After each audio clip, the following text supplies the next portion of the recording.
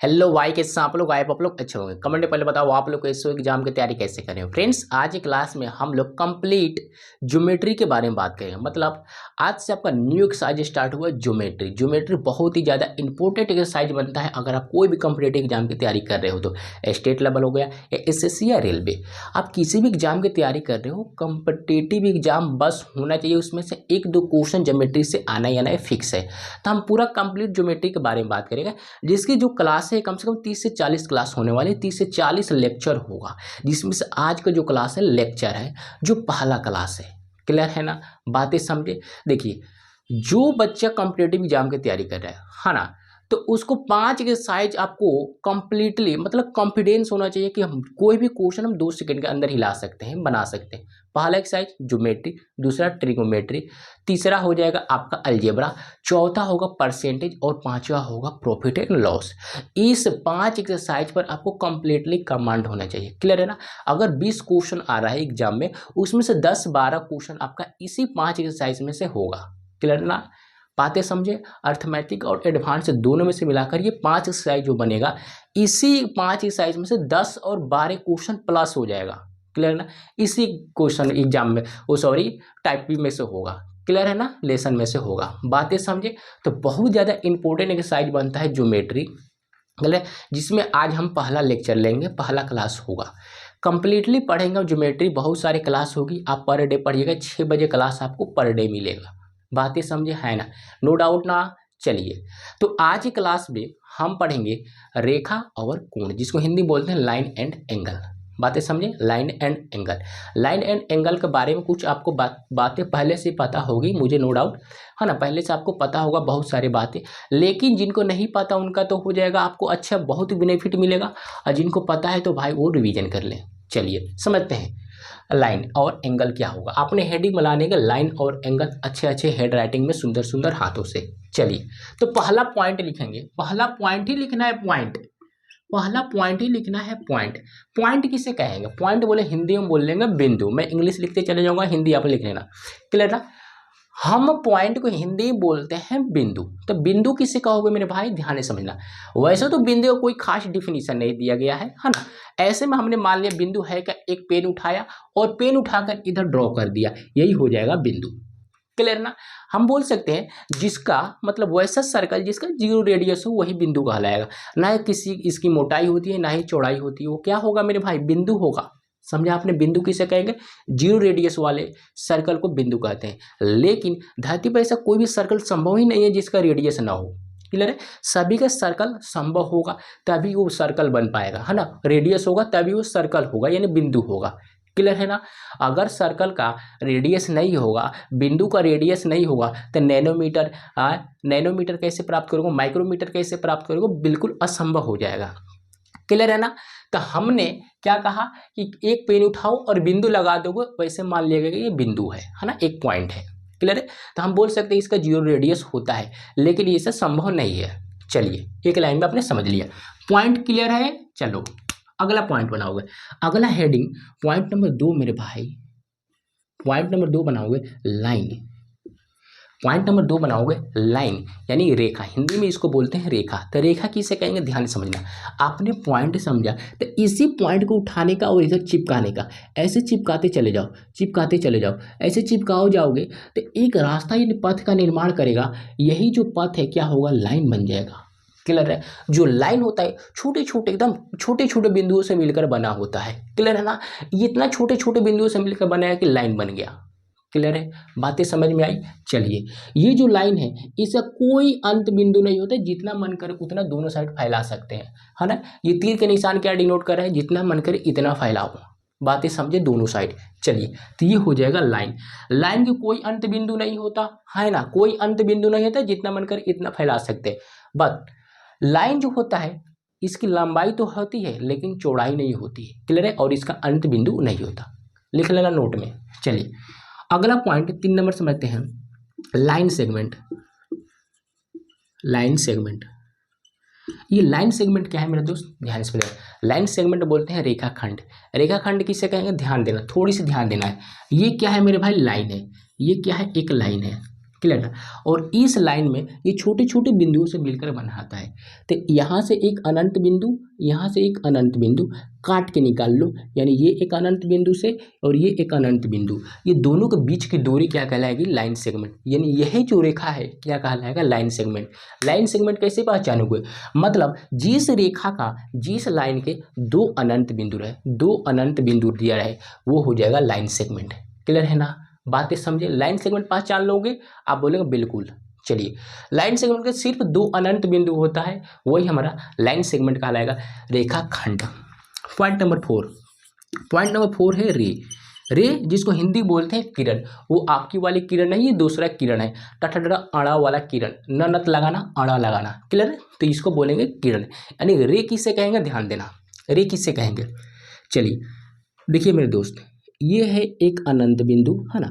अनंत बिंदु से line draw करते जाओ करते जाओ करते जाओ करते जाओ, जितना मन को उतना फैलाओ एक ही साइड, और इसमें एक अनंत बिंदु रहे, मतलब वैसा लाइन जिसका एक अनंत बिंदु रहे, एक अनंत बिंदु रहे, वो हमारा कहलाएगा रे। क्लियर? ये एक अनंत बिंदु है ना, ये वाला अनंत बिंदु, ये एक अनंत बिंदु है, लेकिन दूसरी साइड नहीं है, इसको फैला सकते हो आगे, तो ये हमारा क्या होगा? रे कहलाएगा। क्लियर है? ये 4 पॉइंट, किसी को डाउट इस 4 पॉइंट है? पहले बताओ, क्या आपको पहले से ये बातें पता थी? बिल्कुल पता होगा, क्योंकि बहुत सारे छोटे क्लास का बातें हैं। क्लियर है? नोट से। चलिए अब हम पॉइंट नंबर 5 समझते हैं। 4 आपने समझ ला, पॉइंट नंबर 5 समझते हैं। चलिए पॉइंट नंबर 5 हो जो अलाइनमेंट पॉइंट।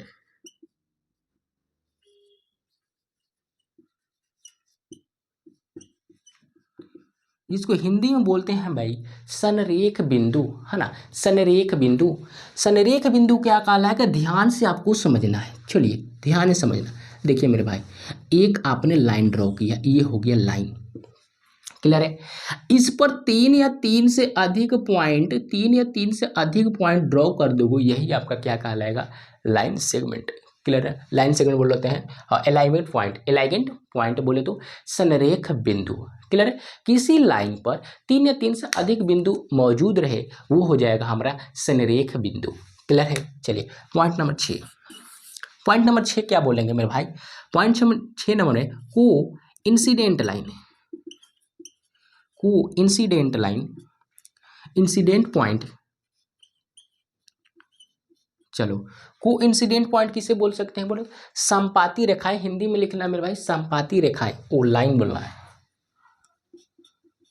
लाइन बोल रहे हैं या पॉइंट बोल लो? क्लियर ना? संपाती रेखाएं। चलिए संपाती रेखाएं किसे कहेंगे मेरे दोस्त? समझना ध्यान से। देखिए जैसे हमने एक लाइन ड्रॉ किया, ये लाइन है, इस पर एक या एक से अधिक लाइन और ड्रॉ कर दोगे, यही हमारा होता है संपाती रेखाएं। क्लियर है? एक लाइन पर एक या एक से अधिक लाइन ड्रॉ करने पर वो हमारा होता है संपाती रेखाएं। क्लियर? ये सभी क्या है? संपाती रेखाएं है। क्लियर है ना? है ना? ये जो है रेखा और ये जो रेखा है संपाती रेखा है। एक ही रेखा पर एक या एक से अधिक रेखा मौजूद किया जाए या ड्रॉ किया जाए, खींची जाए, तो होती है संपाती रेखाएं, को इंसिडेंट लाइन। चलिए तो ये कितना बात हुआ? 6 बात आपको पता चली, किसी को डाउट? नो डाउट ना। चलिए पॉइंट नंबर 7 लिखना, एंगल। पॉइंट नंबर 7 बनाओगे एंगल। एंगल क्या हिंदी में आपको पता होगा? कोण बोलेंगे। कोण किसे कहते हैं? ध्यान समझना। देखिए एक हमने ये रो खींचा, रे खींचा, है ना, किरण, जिसका एक अंत बिंदु है और दूसरा का पता नहीं। चलिए तो इस एक बिंदु, अंत बिंदु से एक और रे खींच दिया हमने ऊपर साइड। क्लियर है ना? बातें क्लियर हो? चलिए और ये जो है मेरे दोस्त, ये जो है मेरे दोस्त ध्यान देना, इस दो बोले तो मान लीजिए दो लाइन, ये दो लाइन है, दो लाइन के झुकाव को हम क्या बोलते हैं? एंगल बोलते हैं। और एंगल को थीटा से डिनोट करेंगे। जैसे हम नाम दिया ए, है ना, ये बी और ये सी, यानी कोण ए बी सी बराबर थीटा। क्लियर है? यानी जो कोण बी क्या है आपका? थीटा है। एंगल को थीटा से डिनोट करना आप। क्लियर है ना? तो दो रेखा के झुकाव को हम क्या बोलते हैं? एंगल बोलते हैं, कोण बोलते हैं। नो डाउट ना? समझा आपने? चलिए पॉइंट नंबर 8 नंबर में है acute angle. Acute angle, acute angle क्या मेरे दोस्त? ध्यान देना। जैसे ये क्या हो गए? दो लाइन हो गए, है ना, ऐसे बना दिया हमने। ध्यान समझना, ये जो थीटा है ना, हमने मानी है थीटा है, तो जो थीटा का वैल्यू होगा, जो ये थीटा होगा 0 डिग्री से क्या होना चाहिए? बड़ा होना चाहिए। जो थीटा एंगल है मतलब एक कोण, है ना, एक कोण 0 डिग्री से क्या होना चाहिए? मेरे बड़ा होना चाहिए। बड़ा का सिंबल है, बड़ा होना चाहिए। क्लियर है ना? देखिए बड़ा होना चाहिए, और 90 डिग्री से क्या होना चाहिए, छोटा होना चाहिए, वो हमारा होगा एक्यूट एंगल। क्लियर है, मतलब जो इसका कोण का माप होगा 0 डिग्री से बड़ा होगा और 90 डिग्री से छोटा, इसके बीच ही होना चाहिए, वही कहलाएगा एक्यूट एंगल। क्लियर ना। चलो point number 9, right angle. Right angle, right angle किसे कहेंगे, ध्यान देना। देखिए ध्यान समझना, ये हमने क्या एक लाइन ड्रॉ किया है ना, और जस्ट एकदम सीधे एक बिंदु डालना है यहाँ ऊपर एकदम, है ना, और इधर से एकदम सीधे गिराना है नीचे। क्लियर है ना, नीचे। तो ये क्या होगा, एकदम सीधा आना चाहिए, एकदम समतल भूमि पर एक नीचे ऊपर से एकदम सीधा एक लाइन ड्रॉ करोगे, लाइन ड्रॉ करोगे, यही जो यहाँ पे जो कोण बनेगा यही आपका क्या होगा मेरे भाई, यही कहलाएगा आपका राइट एंगल। क्लियर ना, ये जो यहाँ पर कोण का निर्माण करेगा वही आपका क्या होगा, राइट एंगल। यानी BC मान लीजिए आपका लाइन है और AB आपने लाइन ड्रॉ किया है ना, किस पर मेरे भाई, BC पर लंब डाला, बोले तो AB लंब है मेरे भाई, AB लंब है किस पर मेरे भाई, BC पर। क्लियर ना, BC पर AB लंब है किस पर मेरे, BC पर। क्लियर ना, तो यहाँ पे जो एंगल बनेगा वो हमेशा क्या होगा, 90 डिग्री होगा। मतलब एक कोण क्या होना चाहिए, 90 डिग्री, एक कोण क्या होगा, 90 डिग्री, यानी कोण ABC बराबर 90 डिग्री। कहने का मतलब हुआ कि एक कोण 90 डिग्री हो, वही हमारा क्या होगा, राइट एंगल ट्रेंगल, है ना, राइट एंगल यानी समकोण। क्लियर है ना, बातें समझे, हाँ है ना। तो यहाँ तक किसी भाई बंधु को डाउट है तो बताओ, किसी को नहीं ना। चलिए आगे मैं बढ़ सकता हूँ। चलो आपको 9 बातें हमने बताई, आपको अच्छे ढंग से समझ में आया होगा। अगला पॉइंट समझते हैं। देखना अगला पॉइंट, आपने 9 में क्या समझा, राइट एंगल। तो अगला आप समझेंगे पॉइंट नंबर 10 में एब्ट्यूस एंगल, है ना। ये क्या होगा मेरे भाई, ध्यान से समझना, जिसको हम बोलेंगे हिंदी में अधिक कोण। अधिक कोण क्या होगा, ध्यान से समझना। जैसे ये क्या है, एक लाइन है और सीधे एक इसे तिरछी थोड़ी और लाइन खींचना है और इस पर ड्रॉ करना है। क्लियर, इस पॉइंट पर जैसे BC है ये लाइन और AB आपने ड्रॉ किया। क्लियर है ना। तो यहाँ पर जो एंगल बनेगा इधर इधर इधर, ये क्या होगा मेरे भाई, ये क्या होगा मेरे भाई, अधिक कोण होगा। क्लियर ना। तो अधिक कोण कैसे पहचानना है, ध्यान देना। जो मान लीजिए थीटा है ना, ये भी थीटा मान लेना। क्लियर ना, ये जो थीटा है, थीटा का जो वैल्यू होना चाहिए मेरे भाई, थीटा का जो वैल्यू होना चाहिए 90 डिग्री से, 90 डिग्री से क्या होना चाहिए आपका बड़ा, है ना, और 180 डिग्री से छोटा। क्लियर ना, थीटा का वैल्यू 90 डिग्री से बड़ा और 180 डिग्री से जस्ट छोटा होगा, इसके बीच में होगा, वही आपका क्या कहलाएगा, राइट एंगल, वो सॉरी एब्ट्यूस एंगल। क्लियर ना, अधिक कोण। बातें समझे, एब्ट्यूस एंगल पहचान लोगे, 90 डिग्री से बड़ा होना चाहिए, 180 डिग्री से छोटा होना चाहिए, बस इतने तो याद रखनी है। क्लियर है। एक्यूट एंगल 0 डिग्री से बड़ा, 90 डिग्री से छोटा, राइट एंगल तो पता है 90 डिग्री होना चाहिए एक कोण। क्लियर है। तो ये 3 बातें आपको अच्छे ढंग से पता होगा और एंगल तो पता है। क्लियर ना। चलो तो 4 बातें आपको क्लियर हुई नहीं, किसी को डाउट थोड़ी सी भी नहीं होगा। चलिए अगला पॉइंट बनाओ, पॉइंट नंबर 11 स्ट्रेट लाइन। ये क्या होते हैं मेरे भाई, स्ट्रेट लाइन बोल ले, ये सॉरी एंगल बोल ले, या इसको ऐसे भी बोल सकते हैं हम line angle, line angle. Clear है ना। स्ट्रेट लाइन में तो सीधा कोण, है ना, सीधा कोण क्या होगा मेरे भाई, ध्यान देना, सीधा कोण। जैसे हमने एक सीधा लाइन बनाया, क्लियर है, सीधा लाइन, लाइन सीधा लाइन। क्लियर ना। अब ध्यान से समझना, यहाँ पर इस बिंदु पर, इस यहाँ बिंदु है एक, और यहाँ पर रख एक चाप खींचो ऐसे, है ना, यहाँ एक सीधा लाइन बनाया और यहाँ कोई भी एक बिंदु से, यहाँ से मैंने सेंटर मान लिया और इससे एक चाप खींचा। क्लियर है। तो ये जो वैल्यू होगा, ये जो इसका मैं माप पूछूँ, इसका मैं माप पूछूँ तो 180 डिग्री होगा। क्लियर ना, 180 डिग्री होगा। क्लियर ना, 180 डिग्री होगा। यही जो होता है मेरे भाई क्या होगा आपका हो जाएगा मेरे भाई क्या, स्ट्रेट लाइन। क्लियर ना, स्ट्रेट लाइन। यहाँ तक किसी को डाउट, थोड़ी सी भी डाउट है तो कमेंट करके बताओ, नहीं ना। चलिए आगे बढ़ सकता हूँ, आप बोलेंगे बिल्कुल, बताओ किसी को डाउट। मतलब मैं पूछूं थीटा बराबर क्या होगा, 180 डिग्री। क्लियर है ना, नो डाउट ना। मतलब ये जो एंगल होगा 180 डिग्री होगा। क्लियर, एक स्ट्रेट लाइन है और यहाँ से चाप भर के खींचोगे तो थीटा, यानी थीटा हमने मान लिया कोण। क्लियर है, तो इसका वैल्यू कितना होगा, 180 डिग्री। चलिए अगला पॉइंट नंबर 12 पॉइंट समझना। स्ट्रेट लाइन आपने समझ लिया, क्लियर है ना। अब देखो, अगर मैं इसी को कंप्लीटली अगर गोल कर दूं ऐसे, नीचे से भी, ऊपर से तो आपने किया ही, नीचे से भी कर दो, तो जब नीचे से करोगे तो एक सर्कल खानी बन जाएगा। क्लियर ना, एक सर्कल की तरह बन जाएगा, है ना। तो इसको हम बोलेंगे कंप्लीट एंगल। चलो कंप्लीट एंगल, क्लियर है ना।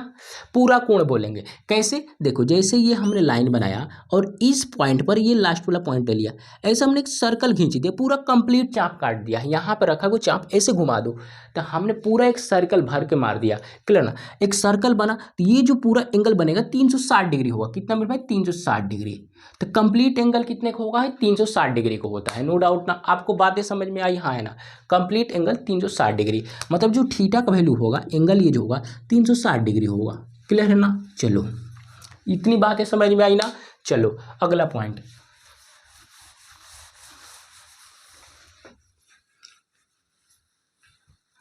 पॉइंट नंबर 12 समझा, आप 13 समझते हैं। पॉइंट नंबर 13, अगला पॉइंट क्या है, देखिए कंप्लीट एंगल समझा, जस्ट इसका थोड़ा सा ध्यान देना।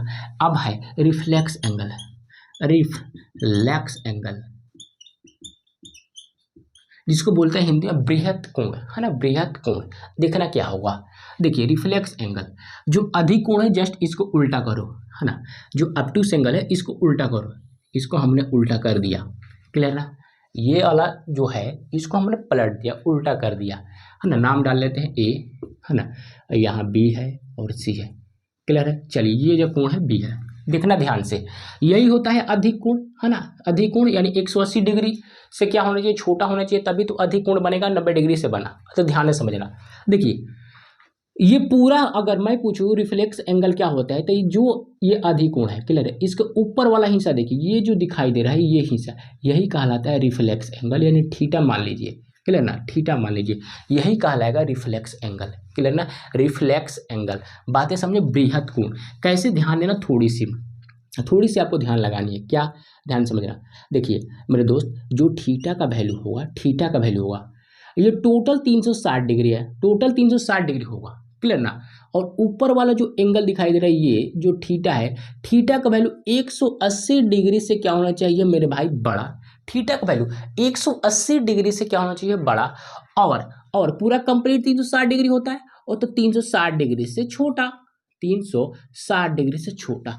थीटा का वैल्यू मेरे भाई 180 डिग्री से बड़ा और 360 डिग्री से छोटा होगा, वही हमारा क्या होगा, रिफ्लेक्स एंगल, बृहत कोण, क्लियर है। यानी ऊपर वाला एंगल क्या कहलाएगा हमारा, रिफ्लेक्स एंगल, क्लियर है ना। बातें आपको समझ में आई, हाँ है ना। चलो क्लियर है, ऐसे नाम हम हटा ही देते हैं, अच्छा रहेगा। ये होगा आपका रिफ्लेक्स एंगल, अच्छे से समझा आपने। चलिए थीटा का वैल्यू कितना हो जाए, 180 डिग्री से बड़ा और 360 डिग्री से छोटा, वही आपका कहलाएगा रिफ्लेक्स एंगल। बातें आपको समझ में आई, थोड़ी सी भी डाउट है तो हमको बताओ, नहीं ना। चलिए इतना बात अगर आप समझ गए तो बहुत ही अच्छी ढंग है, अब ज्योमेट्री में गर्दा उड़ा दोगे, क्लियर ना। अभी खत्म नहीं हुआ, बहुत सारे हैं इसमें नोट्स, क्लियर ना। टॉपिक ध्यान से समझना। चलो अब अगला पॉइंट क्या है मेरे भाई, ध्यान से समझना। इतना आपको बातें समझ में आई, है ना, किसी को डाउट थोड़ी सी भी नहीं होगी। आगे हम बढ़ सकते हैं, चलिए आगे मेरे भाई अगला हेडिंग बनाएंगे, जितना पॉइंट होगा 13 है, 14 बना लेना, मान लीजिए 14 पॉइंट है, 14 है ना, 13 पॉइंट हुआ था। चलिए अगला पॉइंट 14 में है मेरे भाई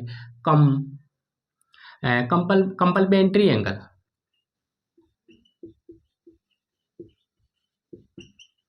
कंपलमेंट्री एंगल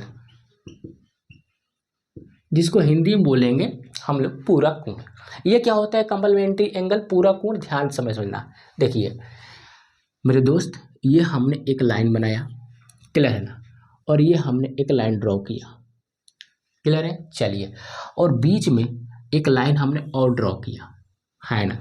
ये क्या है मेरे भाई, अल्फा हमने मान लिया इस एंगल को, और बाकी एंगल को बीटा हमने मान लिया, क्लियर। ये अल्फा है और दूसरा क्या है, बीटा है। ये अल्फा है और ये क्या है मेरे, बीटा है, क्लियर ना।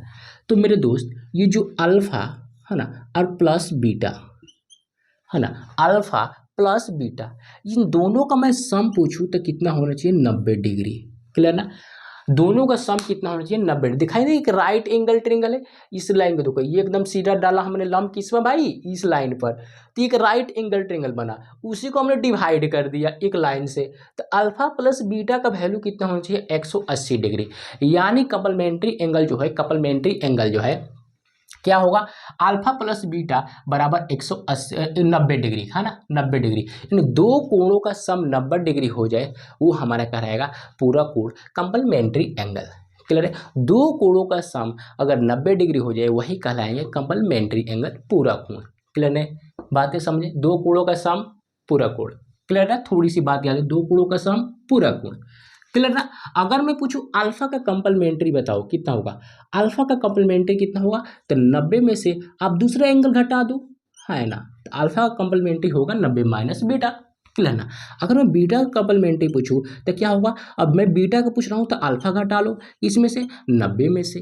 क्लियर, तो बीटा का कंपलमेंट्री एंगल कितना होगा 90 माइनस अल्फा, है ना, नो डाउट ना। जिससे क्वेश्चन में एग्जाम्पल के तौर में मैं पूछूं कि बताओ मेरे भाई 50 डिग्री का कोण, 50 डिग्री का मतलब एक कोण है, उसका कपलमेंट्री एंगल कितना होगा बताओ, 50 डिग्री का कपलमेंट्री एंगल कितना होगा, तो 50 डिग्री का कपलमेंट्री हो जाएगा 40, है ना, बताओ बोलो बे, 50 डिग्री का कपलमेंट्री कितना होगा 40, 50 है 90, एक कोण 50 दिया है तो एक घटा लेंगे 50, 90 में से 50 माइनस कर लोगे तो 40 ही तो बचेगा ना। तो एक कोण अगर 50 है तो 50 का कपलमेंट्री एंगल कितना होगा 40। क्लियर है ना, ऐसे ही पूछा 30 का कपलमेंट्री कितना होगा 60, 20 का 80, और मैं पूछ दूँ 70 का कपलमेंट्री एंगल कितना होगा तो आप बोलेगे 20। क्लियर है ना, बातें समझे, हाँ है ना, किसी को डाउट थोड़ी सी भी नहीं होनी चाहिए। क्लियर, बस एक एंगल देगा तो 90 में से दूसरे को हम घटा लेंगे तो दूसरा एंगल प्राप्त हो जाएगा। क्लियर ना, तो आपने पूरा कोण समझा, कंपलमेंट्री एंगल समझा ना। चलिए अगला हेडिंग, पॉइंट नंबर 15, अगला हेडिंग लिखेंगे सप्लीमेंट्री एंगल, है ना।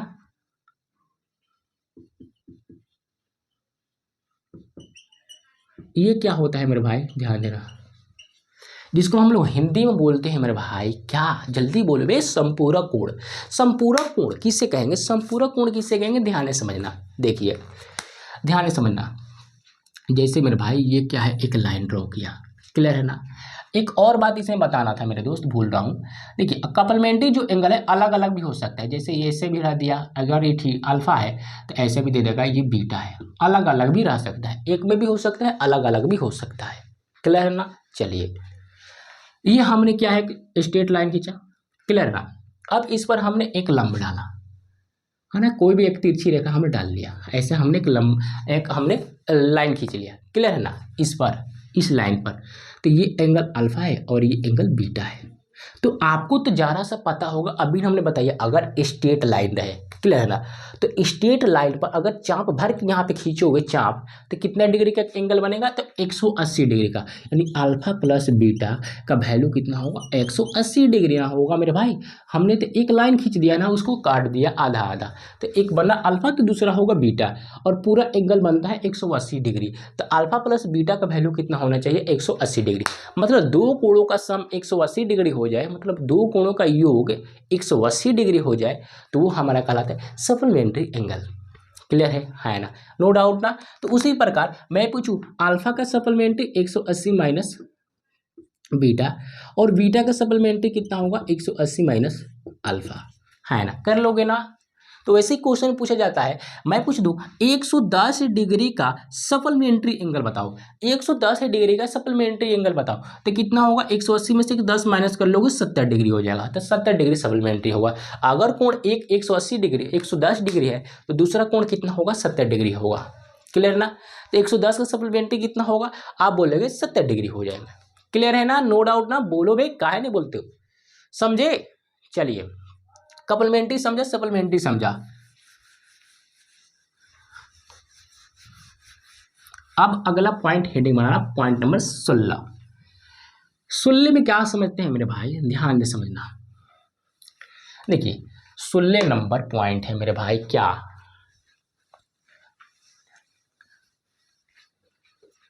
अगला point 16, linear pair, linear pair ये लीनियर पेयर क्या है मेरे भाई, ध्यान से समझना, जिसको हिंदी बोलते हैं रैखिक युग्म, लिख लेना रैखिक युग्म। देखो जिसे हमने एक स्ट्रेट लाइन खींचा है ना, स्ट्रेट लाइन, और इस स्ट्रेट लाइन पर एक और लाइन हमने इससे खींच दिया, क्लियर ना। और ये हमने मान लिया अल्फा है तो दूसरा कोण बीटा है ना। तो अल्फा प्लस बीटा का वैल्यू जो होगा 180 डिग्री होगा, क्लियर है ना। अल्फा प्लस बीटा का जो वैल्यू होगा 180 डिग्री होगा। देखो ये लाइन नाम में ही छिपा है, LINE लाइन, ये हमने लाइन खींचा एक स्ट्रेट लाइन। पेयर मतलब क्या होता है, मतलब जोड़ा है ना, जोड़ा सम योग है ना।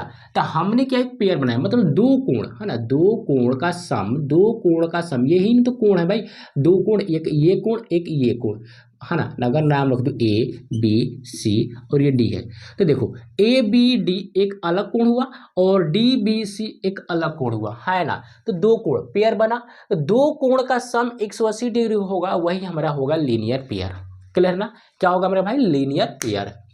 बातें समझे। तो जो आपका लीनियर पेयर कैसे पहचानेंगे, दो कोणों का सम 180 डिग्री हो जाए, लीनियर पेयर कहलाएगा, क्लियर है ना। चलो कुछ खास नहीं है इसमें। अगला समझते हैं 17 नंबर है ना। अगला समझते हैं एडजेस्ट एंगल है ना, एडजेसेंट एंगल। एडजेसेंट एंगल क्या है मेरे भाई, ध्यान से समझना। एडजेसेंट, चलो ये छूट गया था। एडजेसेंट एंगल क्या होगा, ध्यान से समझना। देखिए एडजेसेंट एंगल की हिंदी बोलते हैं आसन कोण, है ना, आसन कोण। आसन कोण किसे कहते हैं, बहुत ज़्यादा इंपॉर्टेंट है, इसको ध्यान से समझना मेरे भाई, सभी कान खोल ले। देखिए जैसे मेरे भाई एक हमने ये लाइन खींचा, क्लियर है, और एक इधर इसको हमने खींच दिया, क्लियर ना, और इसके अंदर एक लाइन खींचा, ध्यान से समझना। ऐसे आपको डायग्राम दिखाई दे, है ना। नाम रख लेते हैं, A है, ये B है, और ये C है, और ये D है। देखो इसमें कुछ पॉइंट है, ध्यान से समझना, बहुत ही इंपॉर्टेंट है भाई। एडजेसेंट एंगल आसन कोण, ध्यान देना। देखिए हमने मान लिया ये अल्फा है और ये क्या है मेरा भाई, बीटा है, क्लियर ना, अल्फा बीटा। देखिए कैसे एडजेसेंट एंगल पहचानना है, उससे कुछ पॉइंट से। पॉइंट नंबर 1, देखो ये जो लाइन दिखाई दे रहा है आपका, ये जो लाइन ध्यान समझना, ये जो लाइन दिखाई दे रहा है ना, कोण ए बी डी और कोण DBC, है ना, दो कोण है, और दोनों कोणों में ये जो लाइन है आपका क्या है, कॉमन है, उभयनिष्ठ है ना। ABD और फिर देखो BDC DBC, दोनों में क्या है, जो BD है, जो BD लाइन, दोनों कोणों में क्या है, कॉमन है। तो एक कोण क्या होना चाहिए, एक साइड यानी कॉमन, है ना, कॉमन, एक कॉमन साइड होना चाहिए, क्लियर है ना। एक कॉमन साइड क्या होना चाहिए, एक कॉमन साइड होना चाहिए, क्लियर ना। देखिए कॉमन साइड है दोनों एंगल में, ये कॉमन साइड है BD, क्लियर है। अगर दूसरा पॉइंट समझना, दूसरा पॉइंट क्या होगा, इन दोनों कोणों में देखो, इस दोनों कोणों में ये जो आपका पॉइंट B दिखा रहा है, इसको हम शीर्ष बोलते हैं, हिंदी में वर्टेक्स, है ना, इंग्लिश में वर्टेक्स। जो वर्टेक्स जो है B, दोनों कोण में क्या है, उभयनिष्ठ है, दोनों कोणों में क्या है, उभयनिष्ठ है। तो कॉमन होना चाहिए मेरे भाई, क्या कॉमन होना चाहिए, एक आपका वर्टेक्स, है ना, शीर्ष भी एक कॉमन होना चाहिए, क्लियर है ना। आप बोलेंगे बिल्कुल सही। बताओ किसी को डाउट, ई बनाना यहाँ पर, वर्टेक्स ये भी ई है। चलो तो एक हमारा क्या होगा, एक कॉमन साइड होना चाहिए, एक वर्टेक्स साइड हमको कॉमन होना चाहिए। एक कॉमन साइड होगा, एक वर्टेक्स यानी एक शीर्ष कॉमन होगा। बातें समझे, ये आपका साइड कॉमन है, ये आपका कॉमन वर्टेक्स है, दोनों कॉमन होना चाहिए। और तीसरा पॉइंट क्या बनता है, तीसरा पॉइंट देखो, ये आपका कॉमन साइड है, इसके अपोजिट जो साइड दिखाई दे रही है कॉमन नहीं है, इसके अपोजिट ये कॉमन नहीं है।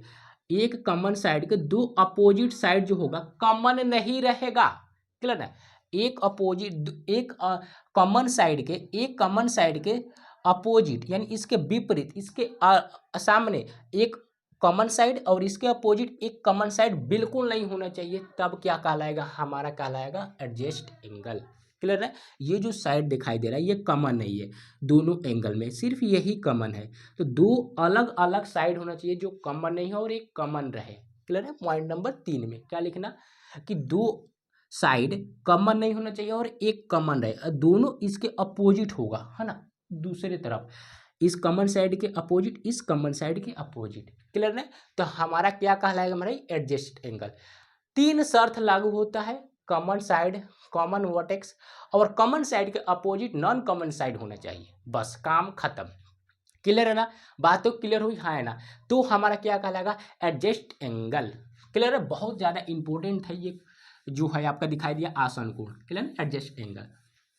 चलो समझ लिया आपने। चलो अगला पॉइंट बनाओ, जितना भी पॉइंट है बना लो। देखो मेरे भाई अगला पॉइंट बहुत ज़्यादा ये इंपॉर्टेंट है, अब जो चालू होगा ना एग्जाम के रिलेटेड चालू हो रहा है। देखो वर्टिकली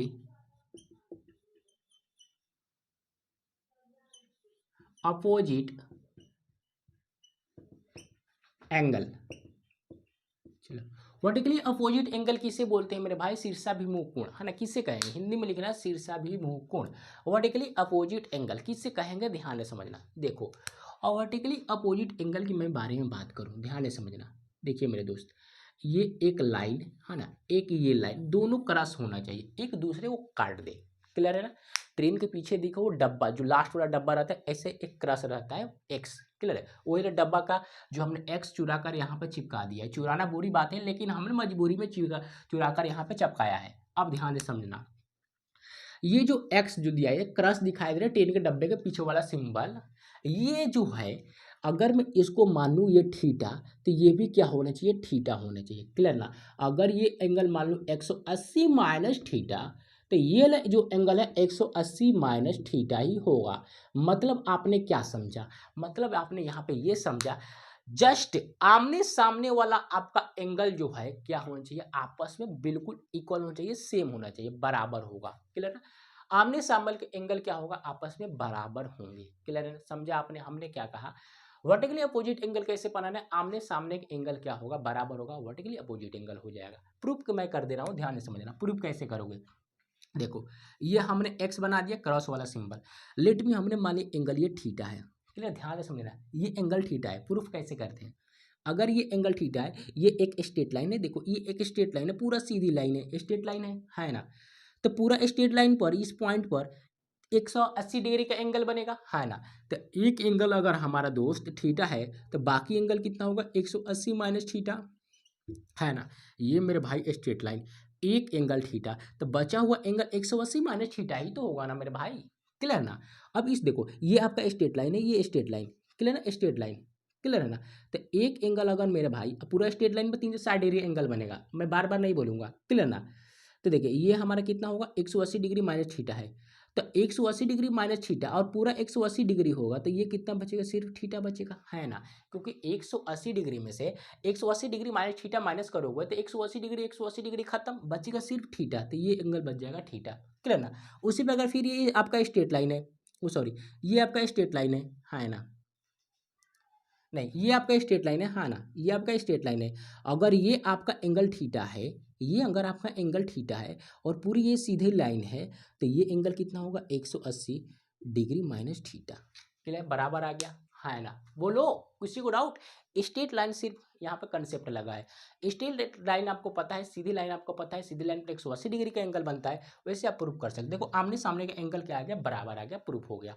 बताओ किसी को डाउट यहाँ पर थोड़ी सी भी नहीं होगा? क्लियर है ना। चलिए अगर वर्टिकली अपोजिट एंगल आपने समझ लिया है, तो अगला कंसेप्ट मैं बताने की कोशिश कर रहा हूँ। कंसेप्ट नंबर अगला देखिए, अगला कंसेप्ट में बात करता हूँ, ध्यान से समझना। देखिए मेरे भाई ये लाइन एक है ऐसे, क्लियर, और ये एक लाइन है ऐसे, क्लियर है। ये लाइन जो हम बोलेंगे L1 और यह L2, क्लियर है। और जो लाइन दिखाई दे रहा है इसको हम बोलते हैं parallel line. Parallel line, train के पटरी देखो हमेशा पैरेलल लाइन में होती है। पैरेलल लाइन कैसे पहचानोगे ये पैरेलल लाइन है? ध्यान से समझना। देखो ट्रेन की पटरी हमेशा पैरेलल लाइन होगा। देखो ये ट्रेन की पटरी हमने बिछा रखा, क्लियर ना, ट्रेन की पटरी बिछा रखा है, ध्यान से समझना। पैरेलल लाइन हमेशा सीधी रहेगी, हमेशा सीधा जाएगा, क्लियर है। तो कैसे पहचाना? बीच का जो डिस्टेंस रहेगा ना, बीच का जो डिस्टेंस, बीच का जो गैप रहेगा, कहीं भी गैप उठा लो, मुंह उठाकर कहीं का गैप उठा लो, आपका डिस्टेंस जो है, आपका जो डिस्टेंस जो है हमेशा क्या होगा? इक्वल होगा, बराबर होगा, क्लियर है। तभी पैरेलल हो सकता है, यानी बराबर हो सकता है, क्लियर। जो ट्रेन की पटरियाँ होती है एकदम सीधी लाइन है ना, एकदम पैरेलल रहता है, इससे पैरेलल। अगर थोड़ा सा भी इधर उधर होगा तो ट्रेन पलट जाएगी, है ना, ऐसे एक्सीडेंट होता है। क्लियर ना, एकदम पैरेलल है, दोनों के बीच का जो डिस्टेंस होगा एकदम इक्वल होगा। यहाँ डिस्टेंस और इधर का डिस्टेंस, कहीं का डिस्टेंस उस सालो हमारा पैरेलल ही होना चाहिए, तभी क्या कहलाएगा पैरेलल लाइन। अगर यहाँ का डिस्टेंस मान लीजिए 10 मीटर है और इधर का 15 मीटर है तो ये तो फैल जाएगा ना भाई, तो पैरेलल लाइन नहीं हो पाएंगे, है ना। दोनों के बीच का डिस्टेंस जो है इक्वल होगा, बातें समझे ना। चलिए, तो आपने पैरेलल लाइन समझ लिया, इसको बोलते हैं पैरेलल लाइन। क्लियर है। तो पैरेलल लाइन किसी को समझने में दिक्कत, आप बोलोगे थोड़ी सी भी नहीं दिक्कत है। चलो अब देखो, अब मेरे भाई ये है पैरेलल लाइन और ये भी पैरेलल लाइन। पैरेलल लाइन आपने समझ लिया L1 और L2, है ना। इसको हमने एक लाइन से इसको काट दिया, ऐसे काटा। क्लियर है। मान लीजिए जो लाइन से हमने काटा उसका नाम रख लिया M और ये क्या है N। M लाइन से हमने काट दिया। जो लाइन आपको ने काटा है, किसको, आपको पैरेलल लाइन को, है ना। पैरेलल लाइन को जिस लाइन से आपने काटा है, तो ये जो लाइन दिखाई दे रही है M, इसको बोलते हैं ट्रांसवर्सल लाइन, जिसको हम हिंदी में बोलते हैं तिर्यक रेखा। क्लियर है, तिर्यक रेखा। इसको MN के क्या नाम दोगे, तिर्यक रेखा, transversal line, transversal line. Clear है ना, इसको हम बोलेंगे तिर्यक रेखा। क्लियर है ना। दो पैरेलल लाइन को अगर आप कहीं से कैसे तिरछी काट दोगे, है ना, तो वही जो लाइन होगा ट्रांसवर्सल लाइन कहलाएगा, तिर्यक रेखा कहलाएगा। नो डाउट ना, तिर्यक रेखा पहचान लोगे। आप बोलोगे बिल्कुल बे, काहे टेंशन लेते हैं। चलिए, किसी को डाउट ट्रांसवर्सल लाइन में थोड़ी सी भी नहीं होगा। अब देखो, अब थोड़ी सी ध्यान देना। देखिए, हमने ये ट्रांसवर्सल लाइन खींचा, क्लियर ना, ट्रांसवर्सल लाइन। जो ट्रांसवर्सल लाइन जो होता है मेरे भाई, यहाँ पर एक एंगल बना मान लिया 1 है, यहाँ पर एंगल बना मान लिया 2 है, ये एंगल 3 मान लिया, ये एंगल 4 मान लिया, ऐसे मानते रहो। ये 5 है एंगल, ये 6 है और ये 7 है और ये एंगल 8 है। क्लियर है ना, हमने एंगल बना लिया। क्लियर ना, एंगल ही तो बन रहे हैं, दो रेखाओं को झुकाओगे, बीच का बना कोण एंगल होगा, कोण होगा। चलिए, अब ध्यान से समझना, अब मेरे भाई ध्यान से समझना। देखिए, ये हमने एक लाइन तिर्यक रेखा है और ये पैरेलल लाइन है। क्लियर है। जो कोण 1 है मेरे भाई, जो कोण 1 है, ये 1 है, किसके बराबर होगा, कोण 5 के बराबर होगा। क्लियर ना। अगर कोण 2 जो है, ये हमारा कोण 2 है, कोण 2 हमेशा कोण 6 के बराबर होगा, है ना, कोण 6 के बराबर होगा। कोण जो 3 है, कोण जो 3 है, कोण 3 हमारा कोण 7 के बराबर होगा और कोण 4 जो है कोण 8 के बराबर होगा। क्लियर है। ये तभी बराबर होगा, ये तभी बराबर होगा जब पैरेलल लाइन हो। क्लियर है। अगर ये दोनों कोण मेरे भाई, ये कोण 3 और कोण 5, अगर ये आपस में बराबर नहीं होंगे, ध्यान से समझो मेरे भाई। देखो, कोण 1 और कोण 5 अगर ये आपस में बराबर नहीं होंगे ना, तो ये पैरेलल लाइन सीधी नहीं हो पाएगी, अगड़ बगड़ हो जाएगा, तिरछी उर्छी हो जाएगी। क्लियर ना, तिरछा नहीं होगा, दोनों के बीच का डिस्टेंस गड़बड़ हो जाएगा। तो ये जो कोण 1 है कोण 5 के बराबर, कोण 2 है कोण 6 के बराबर, कोण 3 है कोण 7 के बराबर, कोण 4 है कोण 8 के बराबर, ये बराबर होगा। तो इसका हमको नाम दे दिया क्या भाई, क्रॉसपोंडिंग एंगल। इसको अपने नाम क्या दिया हमने, क्रॉसपोंडिंग एंगल। क्लियर है ना। इसको हम बोलते हैं संगत कोण, साथ का कोण। देखो, ऊपर वाला एक कोण है ना, ऊपर वाला इस पैरेलल लाइन के ऊपर ये कोण 1 है, इस पैरेलल लाइन के ऊपर ये एक कोण है, और ये जो आपका तिर्यक रेखा दिखाई दे ट्रांसवर्सल लाइन के एक ही बगल है, तो ये क्या है, साथ में एकदम है। देखो ध्यान से समझना, ये ऊपर है इस लाइन के, पैरेलल लाइन के ऊपर, इस पैरेलल लाइन के ऊपर है 5, इस पैरेलल लाइन के ऊपर है 1, और जो है ट्रांसवर्सल लाइन के एक ही साइड है ना, एक ही साइड, तो एकदम एक जैसा लग रहा है, तो इसीलिए नाम पड़ गया संगत, साथ।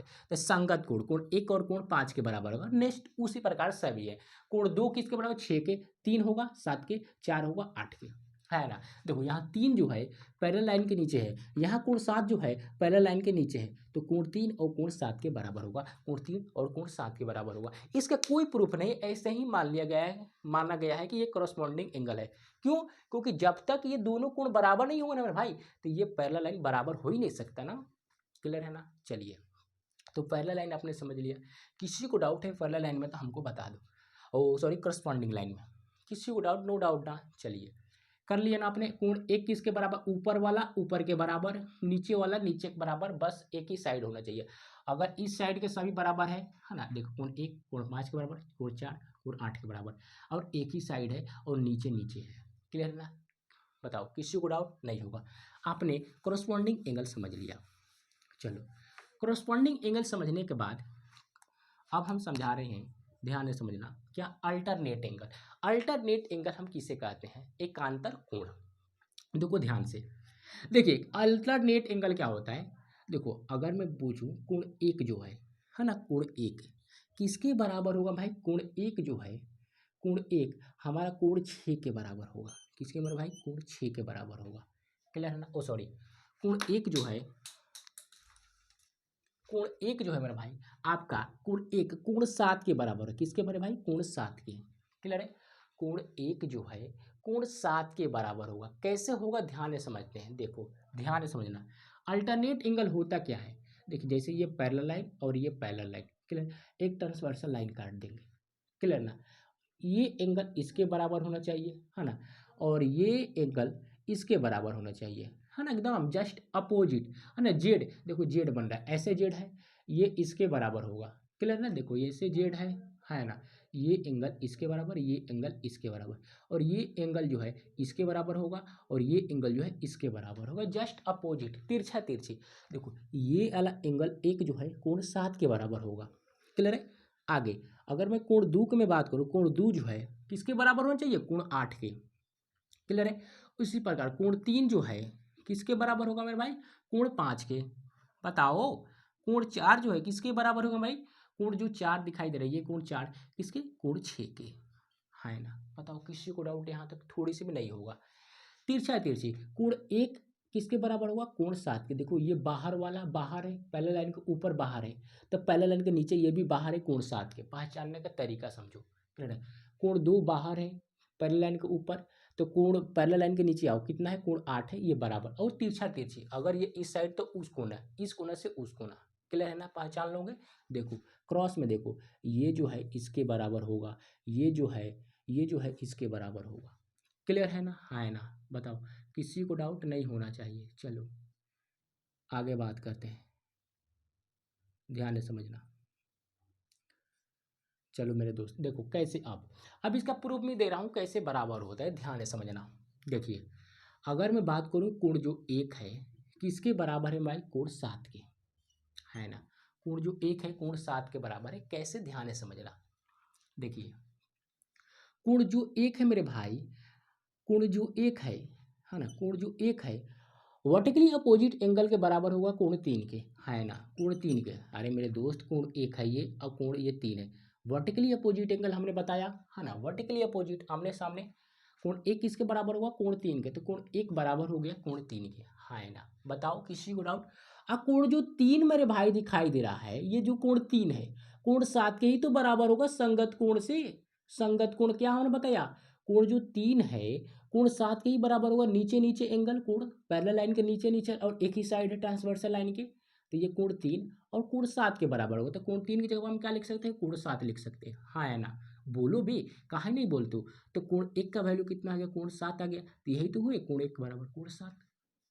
प्रूफ भी हो गया। बताओ किसी को डाउट यहाँ पर थोड़ी सी भी, ऐसे ही सभी को कर लेना। क्लियर है। तो आपने अल्टरनेट एंगल समझा, है ना, बताओ अल्टरनेट एंगल समझा, और प्रूव भी कर दिया कैसे होता है बराबर। क्लियर है ना। देखो और एक और बात मैं बता दूं, देखो ये कोण एक जो है कोण 7 के बराबर है, कोण एक जो है कोण 7 के बराबर, ये ऊपर है और बाहर, मतलब बाहर दिखाई दे रहा है, ट्रांसवर्सल लाइन के ऊपर है, और ये ट्रांसवर्सल लाइन के नीचे है, मतलब बाहर है, खुले में है। तो हम इसको बोलते हैं भाई, इसको बाह्य, है ना, बाह्य एकांतर कोण, है ना, exterior, exterior alternate exterior angle. Clear ना। और कोण 3 और कोण 4 देखो, कोण 3 है, ये कोण 4 है, और कोण 5 है, कोण 6 है, ये ट्रांस पैरेलल लाइन के बीच में है, यानी अंदर है, तो इसको बोलते हैं interior, interior alternate angle. Clear ना। तो जो अंदर रहेगा उसको बोलेंगे interior angle bisector, interior alternate angle जो बाहर रहेगा exterior angle bisector, exterior alternate angle. Clear है ना, पहचान लोगे किसी को डाउट। ऐसे इंटीरियर भी इंटीरियर छोड़ दो, पहले पहचानो इंटीरियर एंगल क्या है। क्लियर है ना, समझ लिया ना आपने, बहुत अच्छा। बस कोने कोने को मिलाना है आपको, कोने कोने को, बाहर रहेगा तो बाहर से मिलाएंगे, अंदर रहेगा तो अंदर से मिलाएंगे, अंदर रहेगा तो इंटीरियर अल्टरनेट एंगल, बाहर रहेगा तो एक्सटीरियर अल्टरनेट एंगल। बस थोड़ी सी बातें समझना आपने, चलिए बहुत अच्छा। एक लास्ट पॉइंट बचा है, ध्यान से समझना। लास्ट पॉइंट क्या है, ध्यान देना। देखिए ये जो कोण 4 दिखाई दे रहा है और ये कोण 5 है ना, इन दोनों का जो सम होता है 180 डिग्री होगा, है ना, दोनों के अंदर का मैं बात कर रहा हूँ, बाहर का नहीं बे, अंदर का। कोण 4 और कोण 5 ये दोनों पैरेलल लाइन, ये भी पैरेलल लाइन, दोनों के बीच में जो कोण बनेगा 180 डिग्री होगा। कितना होगा? 180 डिग्री होगा। कैसे होगा? ये भी प्रूव करते हैं। देखिए ये क्या है आपका भाई? स्ट्रेट लाइन है, ये पूरी स्ट्रेट लाइन है। तो कोण जो 1 है अब प्लस, अगर मैं यहाँ पे बात कर लूँ, कोण 4 प्लस कोण 5, हमने क्या बताया? 180 डिग्री होता है ना? कैसे होता है ये मैं प्रूव करके बता रहा हूँ। देखो ये पूरा क्या है आपका? पैरेलल लाइन है ना, पैरेलल लाइन, ध्यान से समझते रहना, किचिर पिचिर हो रहा है मुझे पता है। देखिए ये आपका क्या है? Parallel line. ये जो कोण 1 है और कोण प्लस 4, पैरेलल लाइन को हमेशा 180 डिग्री का एंगल बनेगा, है ना भाई? बोलो भाई, कोण 1 और कोण 4 दोनों का सम कितना होगा? 180 डिग्री होगा। आप बोलेंगे बिल्कुल सही।